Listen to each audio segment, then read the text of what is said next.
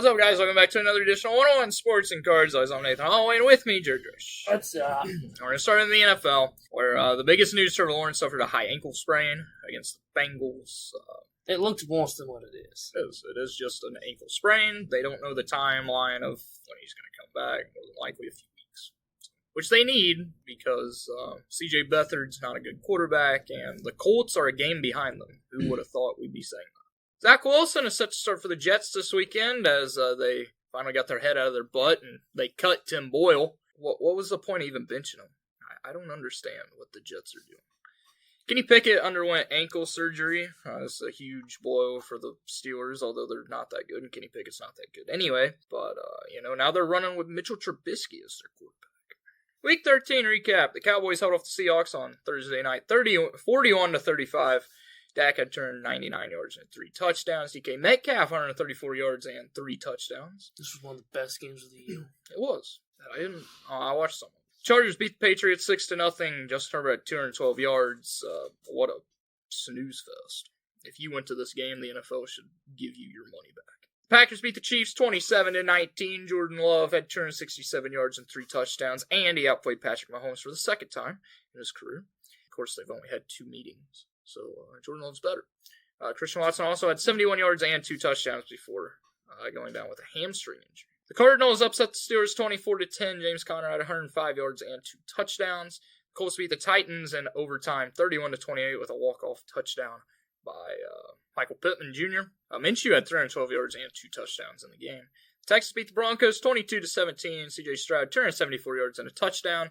Nico Collins 191 receiving yards, and he also had that touchdown.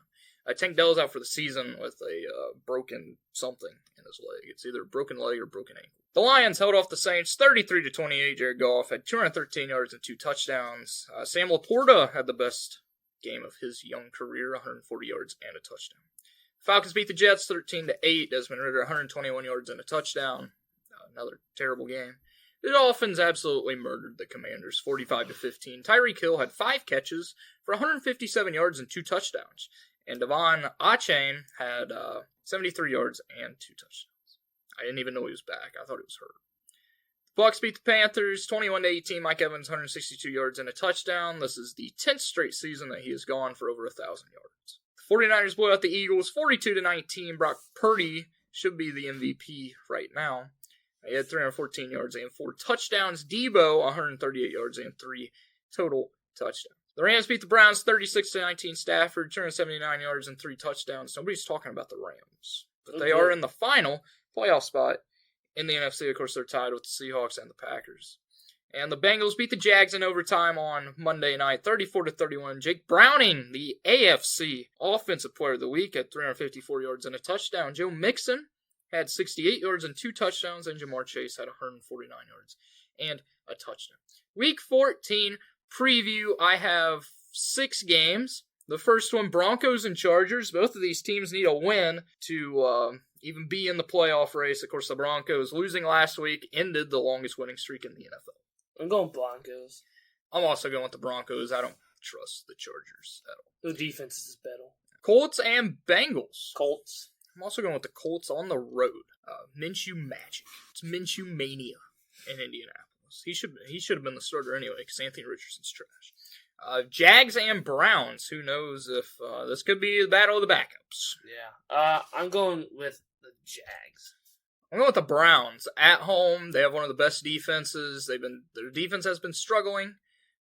Trust me, I have them in fantasy, and they've been trashed the last few weeks. But, Joe Flacco, who actually played very well last week, Joe Flacco is going to get a win at home. It'll probably be the only win of his career as a player. Rams and Ravens. Rams. I'm going with the Rams. Bills and Chiefs. I'm going Bills. I'm also going with the Bills. The Bills have to win this game. They're right on the edge of being out of the playoffs. And the Sunday night game is Eagles and Cowboys. More than likely, whoever wins this game wins the division. Unfortunately, I'm going to have to go with the Cowboys. I'm also going with the Cowboys. I don't think this game will be close. I think the Cowboys blow them out because the Cowboys are the better team, although that pains me to say. Cowboys might be the best team in the league when Dak's right. I'm still going with the 49ers. But On to the association. The in-season tournament. Thursday will be the semifinal games. It will be the Lakers and Pelicans after the Lakers beat the Suns and the Pelicans beat the Kings. And for the Eastern side, it will be the Bucks and the Pacers. The Bucks beat the Knicks, and the Pacers upset your Boston Celtics. All because of Tyrese.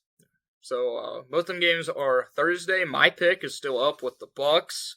You have a new pick since you picked the Celtics. Pacers. Pacers are hot. The Pacers are good. Tyrese is going to lead this team. He has. Of course, the championship is Saturday. Also, Thursday and Saturday, they will both be on ESPN, and I believe Saturday's ESPN and ABC. They are doing a mix of because TNT had the broadcast for Monday and Tuesday of the games. There will be TNT members and members of ESPN doing the games, and also we will see Ernie, Shaq, Chuck, and Kenny, along with Stephen A. Smith and Michael Wilbon. It's going to be must-watch TV to see Stephen A., Shaq, and Chuck go at it. Yeah.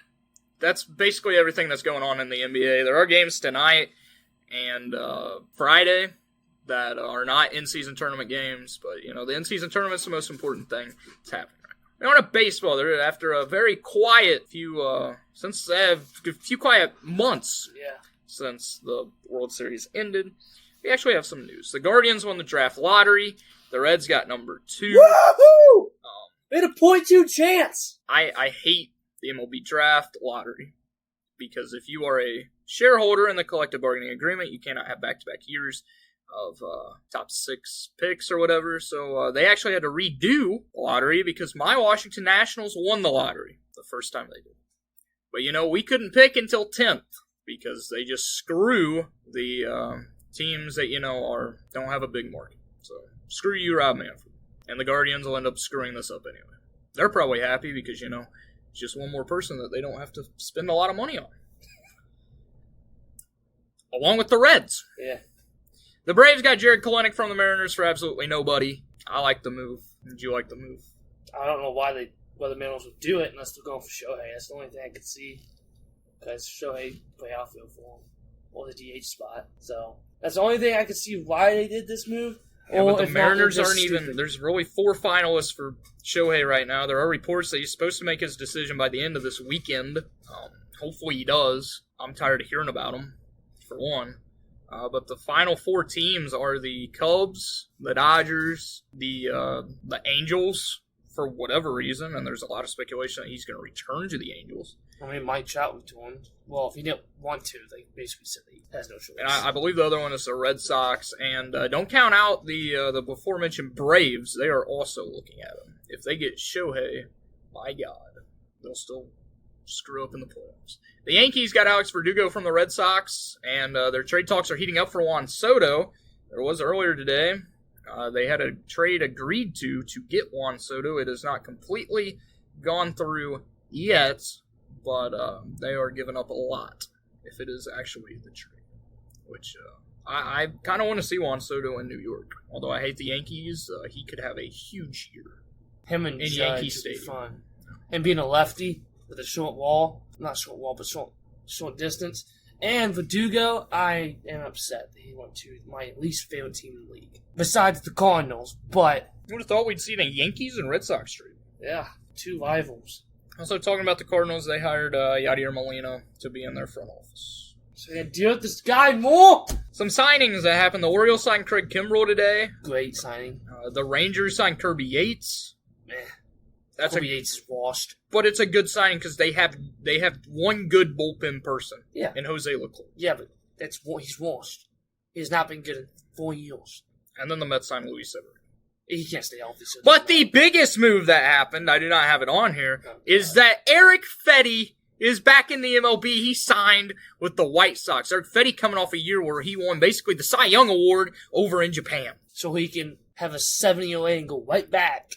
No, he's going to be the Cy Young Award winner. Actually, he won't because the White Sox are going to be trash and not put up any runs for him. So he won't get wins. Like I told you, he's going to have a 5 strikeout season with a 30-win season. 40 wins, 1,000 strikeouts. Striking out everybody. It's possible. It's not. I don't think they even face 1,000 battles in a year. He's going to go back to like Cy Young era where he's playing every game. Complete games every day. All right, college football. Number 3, Washington beat number 5, Oregon, 34-31. Number 7, Texas blew out number 18, Oklahoma State, 49-21. Number 8, Alabama upset number 1, Georgia, 27-24. Number 22, Tulane got upset by SMU, 26-14. Number 2, Michigan absolutely shut down. They shut out Iowa, 26-0. Who would have thought? Number 4, Florida State beat number 14, Louisville, 16-6. So the college football playoff rankings. This is the college football playoff, which begins New Year's Eve, I believe. So New Year's Eve or New Year's Day. We're going to give our thoughts on this. Number 1 is Michigan. They will play number 4, Alabama. And number 2 is Washington. They will play number 3, Texas. Did the committee get it right? I thought about it. At first I said no. But then I go back and look. Florida State has not beat a lot of the big teams like Alabama has.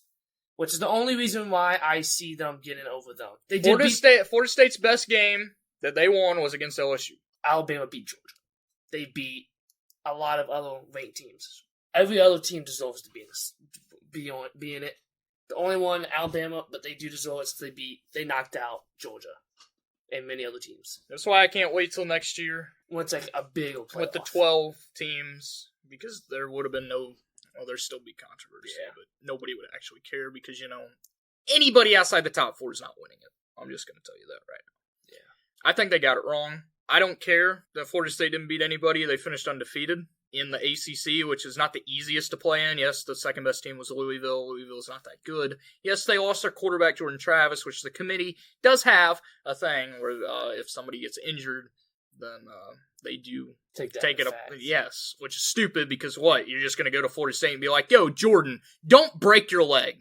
I mean, that's kind of bullcrap to the whole rest of the team. You're basically saying he's the only one that was worth the crap. And of course, the governor of Florida has sued College Football Playoff Committee for not having them in. I believe they should have been in. I believe it should have been Michigan, Washington, Texas, and Florida State. I don't believe Alabama should have got in. Of course, Texas had to be in since they beat Alabama, although it was early in the year and Alabama hadn't clicked yet.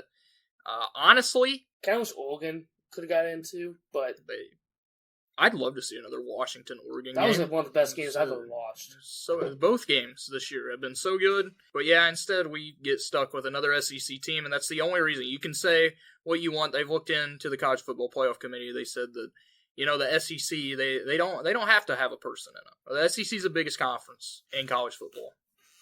They had to put an SEC team in, and I think it's bullcrap that they did. It's just money, because no one's going to watch a Michigan-Florida State game.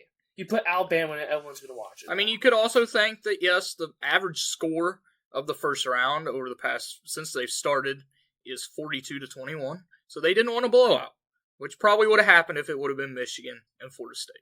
No offense to Florida State. Without Jordan Travis, you're not going to beat them. But, I don't know. Frankly, I don't care. I mean, it's the last year we'll have to deal with this. So. Exactly. I still think they screwed Florida State, but... What are you to do? The real people we should be blaming is Georgia for just being a complete joke. That game. Yeah. Like, they didn't even try to win. They were trash all day. Should have saw that from the whole year. Like, they beat nobody. Mizzou was the best team that they played, and they barely beat them. I wish Mizzou would have won. Although I don't like Mizzou. So we will give our college football playoff predictions after Christmas. Actually, the week of Christmas, that Wednesday, since Christmas is on a Monday. We will be giving our predictions then because, of course, it's not until New Year's. The Heisman finalists were announced. They are Jaden Daniels from LSU, who is the betting favorite. Michael Penix Jr., Marvin Harrison Jr., and Bo Nix. Of course, how I have them listed is how I would rank all of them. Does the playoff go into this, or is this separate? I don't believe the playoff goes into. Okay, so Jaden Daniels. It's Jaden. Because I'd say if Michael Penix goes on and beats Texas, I'd say he would win it. It's Jaden Daniels either way.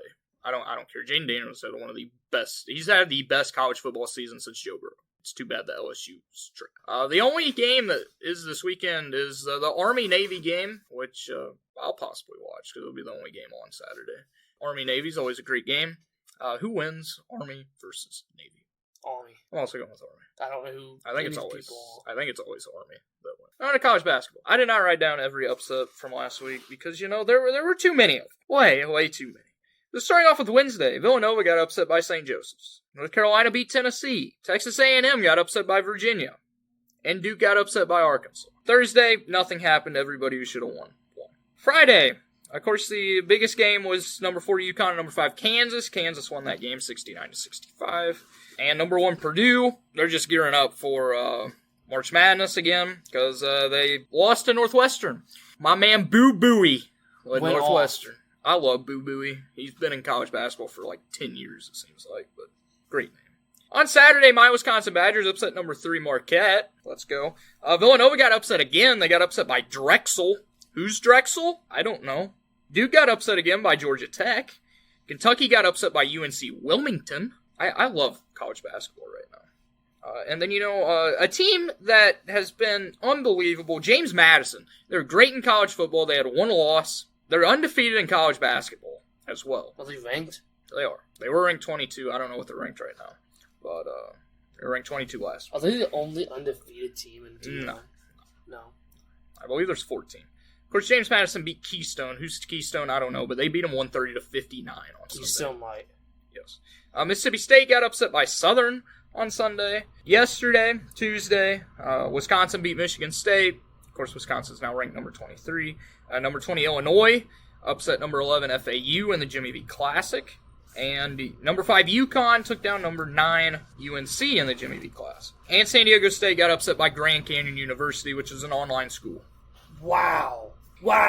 So they play them online? How's that work? Yes, they play them online.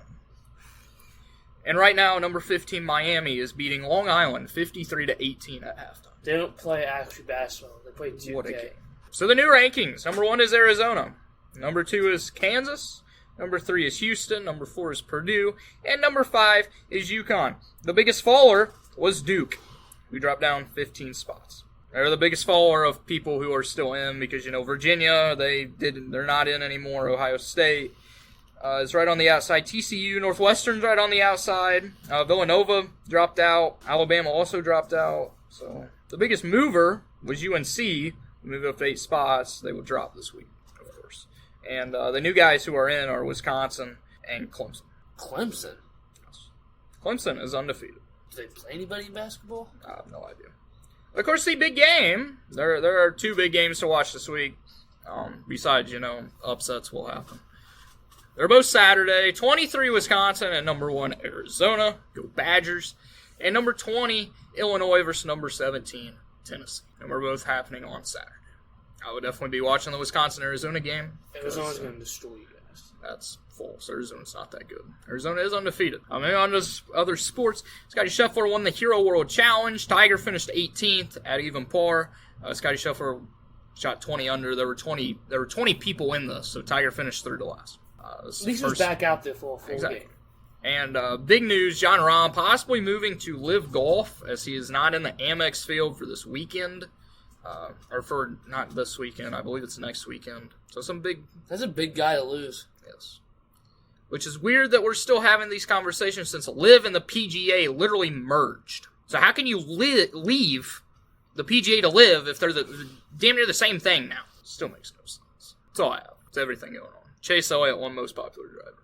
If anybody cared. I don't care. I don't care either. Because I don't like Chase Elliott. You have anything else? It's getting hot, steamy baseball. Hey, we all interested in Randy Savannah and Tyler Glass now for a package deal. Cool. I really hope we don't trade too much big stuff for 2 older players. There's been reports the Cubs are wanting to go with Christopher Morel for Tyler Glass. Okay, that's dumb, but I ain't the front office of any of these teams, so don't ask me. What do I know? That's all we have. Thank you guys for listening. Come back here next week. Peace.